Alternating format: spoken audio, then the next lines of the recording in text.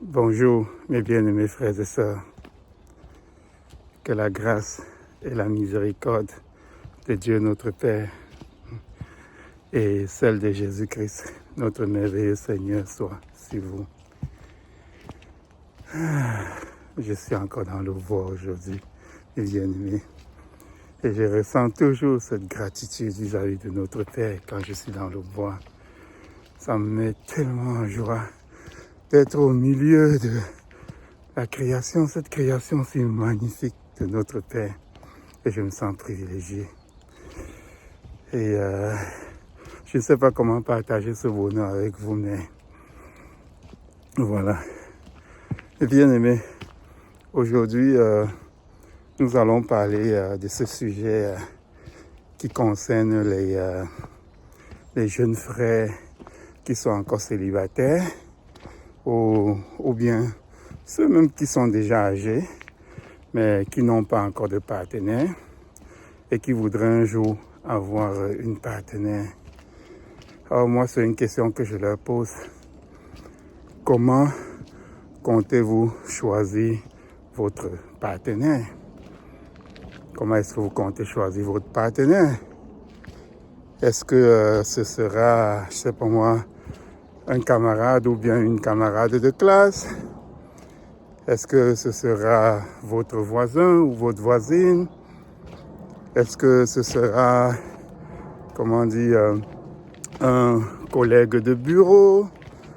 Une personne avec qui vous pratiquez des activités? Quels sont vos critères? Quels sont vos critères? Je me rappelle encore de cette histoire et puis ça me fait sourire.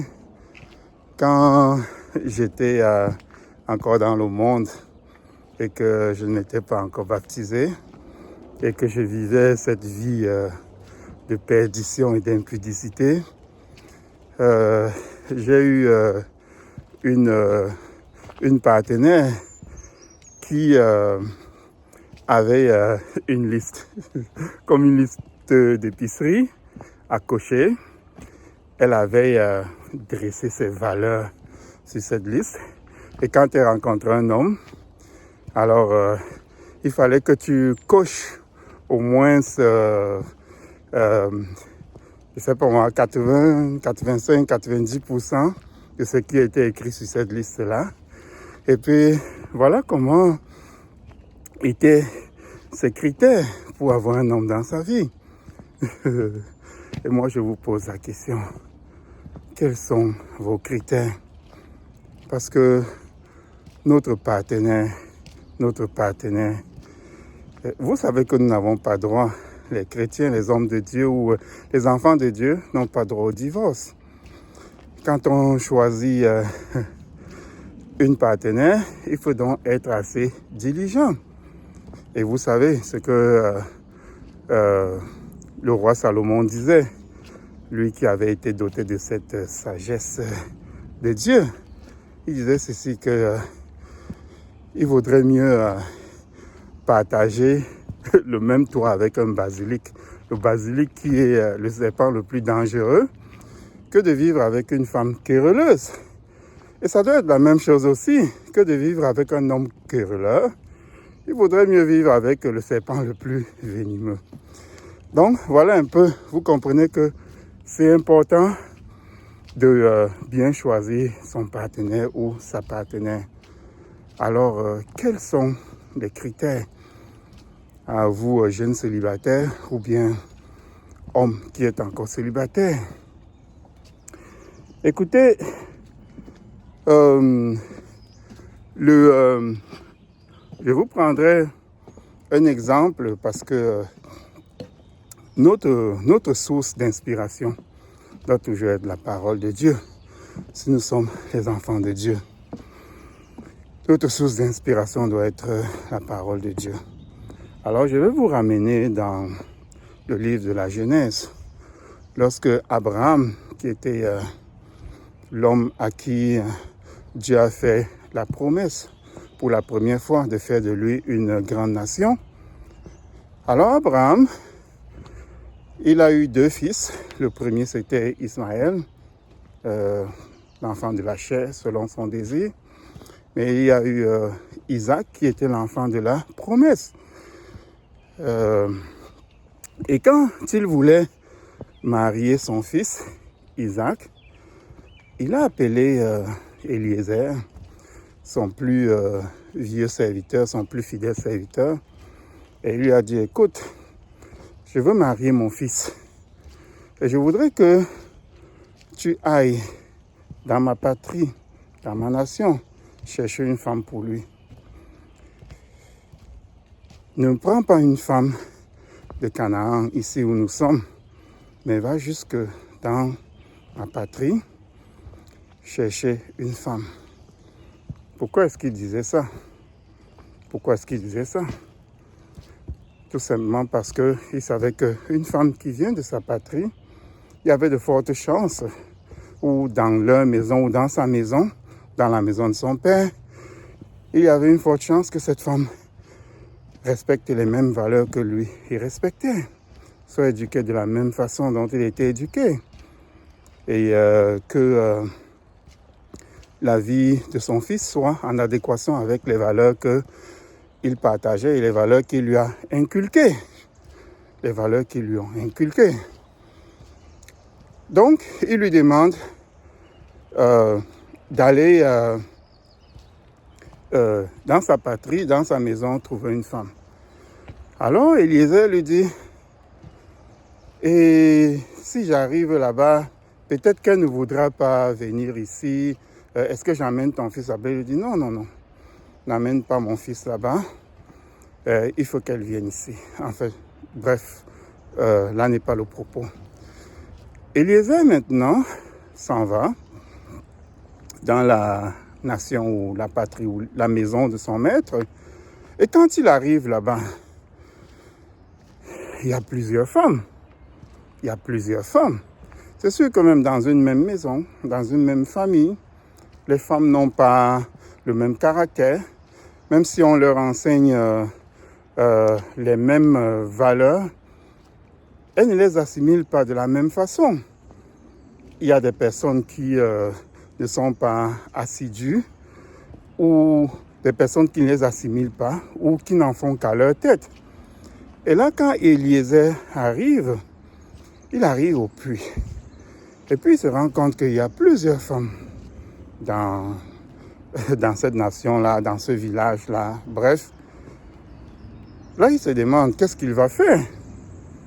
Alors, qu'est-ce qu'il fait, Eliezer? Il ajoute Dieu dans l'équation. Si nous sommes des enfants de Dieu, nous devons mettre toujours Dieu dans l'équation de notre choix. Et c'est ce que Eliezer nous montre. Il arrive là, et puis il prie le Seigneur, et lui dit, Seigneur, me voici dans cette nation-ci, et il y a plein de femmes qui sont là, quelle est la bonne? Je te prie donc, celle à qui je vais dire, donne-moi à boire s'il te plaît, et ensuite, et qu'elle me dira, oui, je te donnerai à boire, et après je donnerai à boire aussi à tes chameaux, que ce soit celle-là que tu as désignée pour être la femme de mon maître, Isaac. Alors, ce qui fait qu'il arrive, et il fait ça, et voilà, il tombe sur Rebecca, il lui demande à boire, et Rebecca lui dit, écoute Seigneur, je vais te donner à boire, et dès que tu auras terminé de boire, je donnerai même aussi à tes chameaux. Et là, Eliezer a su que cette femme était le choix du Seigneur. Et le Seigneur, lui, il voit plus loin que nous. Le Seigneur voit plus loin que nous. Voilà pourquoi, si c'est le Seigneur qui choisit notre femme, alors nous savons que nous allons vivre avec cette femme pour toute notre vie. Donc, aujourd'hui, je vous pose encore la question. Comment est-ce que vous choisissez vos femmes? Comment est-ce que vous pensez choisir votre conjointe ou bien votre conjoint? parce que ça vaut aussi la même chose. Si c'était un homme qu'on voudrait choisir, ça vaut aussi la même chose pour les femmes. Je sais qu'aujourd'hui, dans ce monde où nous vivons, ce monde qui est à la solde de l'adversaire, de Satan, beaucoup de gens choisissent par l'apparence. C'est pour ça qu'aujourd'hui, l'activité qui prolifère le plus, l'activité qui prolifère la plus, c'est l'influence. Vous avez tous ces hommes ou bien toutes ces femmes qui sont des influenceurs et puis qui viennent vous vendre l'illusion. Et c'est ainsi que nous regardons ces personnes, nous pensons que leur vie est parfaite et on s'engage avec eux ou bien elles. Et ensuite, c'est la catastrophe. On se rend compte que c'était juste une apparence, une coquille vide qu'on nous a vendue. Et il en va de même aussi pour lorsqu'on s'en va dans des sites de rencontres pour essayer de rencontrer des personnes. Imaginez-vous que quelqu'un va venir dans un site à la recherche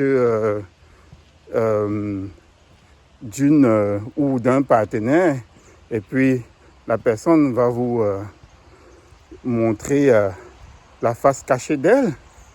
Non, on fait tout pour se parer, pour se maquiller et montrer une fausse image de nous. Ainsi donc, si nos critères, ce sont les critères des gens du monde, à regarder ces influenceurs ou ces influenceuses qui nous disent « Oh, regardez comment je suis beau, regardez comment je suis belle, regardez les voitures que j'ai, regardez les maisons que j'ai, regardez, je suis capable de faire ci, je suis capable de faire ça. » Et puis on est séduit. Vous savez qui utilise la séduction? Vous savez qui est le père des séducteurs? Eh bien, c'est Satan.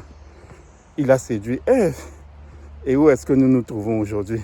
Parce que Ève s'est laissée séduite. Et Adam aussi, qui s'est laissé séduire. Où est-ce que nous sommes aujourd'hui? Donc, si vous choisissez votre partenaire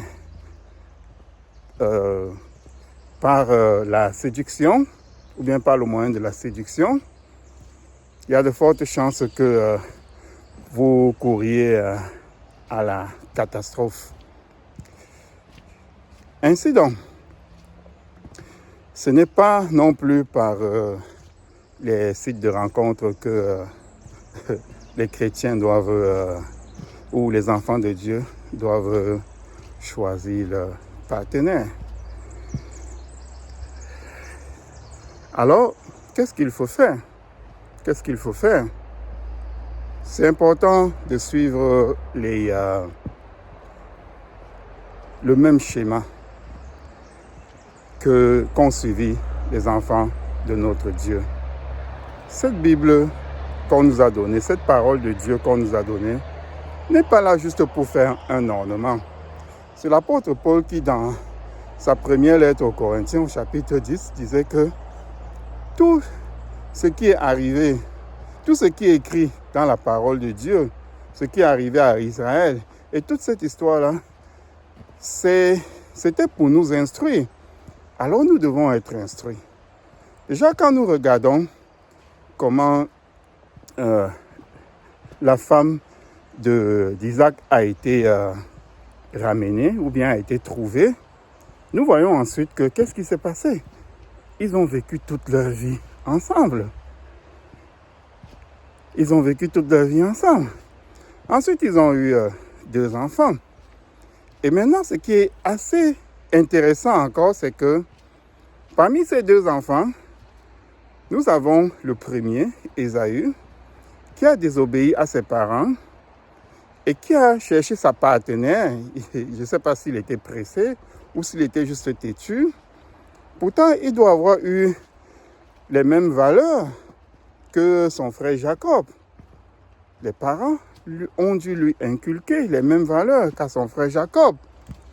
Mais Ésaü était un têtu, quelqu'un qui n'en faisait qu'à sa tête. Il savait bien que son grand-père Abraham avait demandé que pour sa mère Rebecca, qu'on aille la chercher dans sa nation, dans sa patrie. Mais lui, qu'est-ce qu'il a fait? Non. Il a pris 2 femmes de Canaan. Et puis, qu'est-ce que la parole de Dieu nous dit? La parole de Dieu nous dit que ces femmes ont causé de la tristesse et de la misère à ses parents. Et lui ont causé aussi de la tristesse et de la misère à lui, par ricochet. Mais qu'est-ce que son frère Jacob, lui, il a fait? Son frère Jacob a suivi le schéma. Jacob a suivi le schéma qui avait été tracé pour son propre père. Et ensuite, il a eu ses 2 femmes, Léa et puis Rachel. Et ils ont vécu une vie heureuse ensemble. En fait, qu'est-ce que ces histoires-là nous amènent à comprendre? Cela nous amène à comprendre que la patrie d'Abraham, ou bien la nation d'Abraham, qu'est-ce que ça préfigurait pour nous les chrétiens aujourd'hui? Ça préfigure pour nous les chrétiens la maison. Ce qui fait que vous qui êtes des jeunes chrétiens, ou bien vous qui êtes des chrétiens, des enfants de Dieu, qui voulez vous marier, vous avez sans doute une assemblée, où vous avez des personnes qui ont les mêmes croyances, les mêmes valeurs que vous. Et comme Abraham a envoyé Eliezer chercher une femme qui avait les mêmes valeurs que lui pour son fils, ainsi vous devez chercher les femmes qui ont les mêmes valeurs que vous, qui respectent le même Dieu que vous. Imaginez-vous que vous choisissez une femme, je ne sais pas, une collègue, une ancienne camarade de classe ou bien un ancien camarade de classe, un collègue de service ou je ne sais pas moi, un influenceur, et que lorsque vous voulez vous consacrer à la parole de Dieu, cette personne se met à s'interposer. Qu'est-ce que vous faites? Vous voyez ce qui est arrivé à Salomon. Salomon qui, au départ, avait été choisi par Dieu, qui a eu la sagesse venant de Dieu et qui est allé épouser la fille de Pharaon et les femmes qui venaient des autres nations. Qu'est-ce qui est arrivé? Ces femmes qui n'avaient pas les mêmes valeurs que lui, qui ne respectaient pas le même Dieu que lui. Qu'est-ce qui est arrivé? La Bible nous dit que dans sa vieillesse, ces femmes-là l'ont entraîné à aller adorer d'autres dieux. Et c'est exactement ce qui se passe quand vos critères de recherche n'incluent pas le fait que ce partenaire ou cette partenaire doit avoir les mêmes valeurs que vous. Parce qu'en fait, il y a ce risque que vous vous mettez à vous pencher vers ce que cette femme ou bien cet homme désire, plus que ce que votre Dieu désire. Et imaginez-vous que quand vous faites un mauvais choix de partenaire, ce n'est pas juste vous qui souffrez, hein? Ce n'est pas juste vous qui souffrez. Ce sont vos parents, ce sont vos proches, c'est peut-être toute votre congrégation ou bien toute votre assemblée. Ce sont vos enfants et surtout vos enfants. Parce qu'on peut dire que votre congrégation, votre assemblée, vos parents, c'est des personnes adultes, c'est des personnes qui peuvent trouver des ressources ailleurs. Mais l'éducation de votre enfant, ça se passe comment? Si vous vous mettez à avoir des conflits entre partenaires pour l'éducation de votre enfant et que finalement, je ne sais pas moi, c'est la personne qui est la plus influente qui éduque l'enfant ou bien qui influence plus l'enfant et que cette personne qui est plus influente n'a pas des valeurs que vous avez, c'est-à-dire le respect de Dieu. que devient cet enfant? Et si ensuite, parce que vous voulez rester et parce que vous devez rester enfant de Dieu et que vous devez rester dans la maison et que finalement vous vous rendez compte que cette relation n'apporte que des querelles, des divisions, des choses négatives. Alors qu'est-ce que vous faites? Vous êtes en train de penser à divorcer? Vous savez que les enfants de Dieu ne doivent divorcer qu'à une seule condition, s'il y a adultère. Et puis, ils ne doivent même plus se remarier tant que l'autre partenaire continue de vivre. Alors vous voyez donc que c'est une décision qui est très très importante. Et les enfants de Dieu ne doivent pas rester aussi dans un milieu malsain, de querelles, de colère, parce que nous savons que la colère de l'homme, des hommes ou des femmes, n'accomplit pas la justice de Dieu. Alors nous ne voulons plus rester dans ce milieu toxique. Qu'est-ce que vous faites? Vous vous séparez. Et même si vous décidez de rester tout seul pour respecter les commandements de Dieu, qu'est-ce qui se passe avec cet enfant qui est déchiré entre ses deux parents? Et cet enfant qui doit aimer ses deux parents, qu'est-ce que vous faites et qu'est-ce que vous avez fait? Ainsi donc, mes bien-aimés frères et sœurs, vous, les jeunes célibataires aujourd'hui, qui voulaient vous marier un jour, parce que c'est important de se marier. C'est important de se marier que de brûler, comme disait l'apôtre Paul. Parce que si vous ne vous mariez pas et que vous tombez dans l'impudicité et dans toutes ces autres choses, ce n'est pas non plus bien pour votre âme. C'est important de se marier parce que, quel que soit ce qui se passe, Dieu a créé l'homme, mais de l'homme, il a tiré la femme. Et une fois que la femme a été tirée de l'homme, l'homme tout seul n'est plus complet.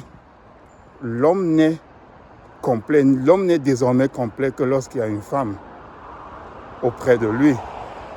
C'est une subtilité que beaucoup de gens ne comprennent pas.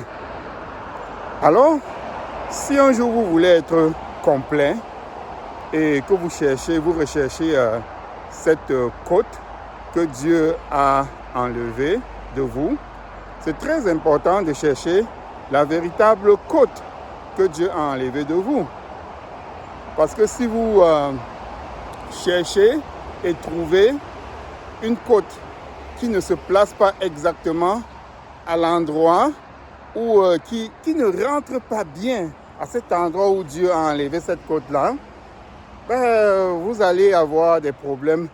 Vous allez avoir des problèmes toute votre vie. Et ça ne va pas être que vous, ça va être votre entourage, ça va être vos enfants. Alors, n'oubliez pas de mettre Dieu dans l'équation de votre recherche. Parce que c'est Dieu qui est notre guide, c'est Dieu qui voit plus loin que nous, c'est Dieu qui nous donne, comme un père, c'est lui qui nous donne ce qui est bien pour nous. Et Abraham a agi comme Dieu pour son fils Isaac. Il a vu ce qui était bien pour Isaac et puis Isaac l'a accepté. Et nous avons vu qu'il a passé une vie heureuse avec Rebecca. Ainsi donc, dans l'équation de votre recherche de partenaire, que ce soit une jeune sœur, que ce soit un jeune frère, donc mes jeunes frères et mes jeunes sœurs, ou bien mes frères et mes sœurs, dans l'équation de votre recherche de partenaire, mettez-y Dieu, lui qui voit plus loin que nous. C'est lui qui peut nous donner le meilleur partenaire. Pensez toujours à cette histoire d'Abraham, d'Isaac et de Rebecca. Pensez ensuite à ce qui est arrivé à Ésaü, ce qu'il a causé, le malheur qu'il a causé à sa famille. Pensez à Jacob pour avoir obéi et d'avoir cherché une partenaire telle que ses parents lui ont conseillé et le bonheur qu'il a eu après. Donc, pensez à tout cela avant de choisir vos partenaires. agissez comme des enfants de Dieu. Alors, soyez bénis, mes bien-aimés frères et sœurs. J'espère que cette leçon va vous aider un peu. Et soyez bénis, mes bien-aimés frères et sœurs.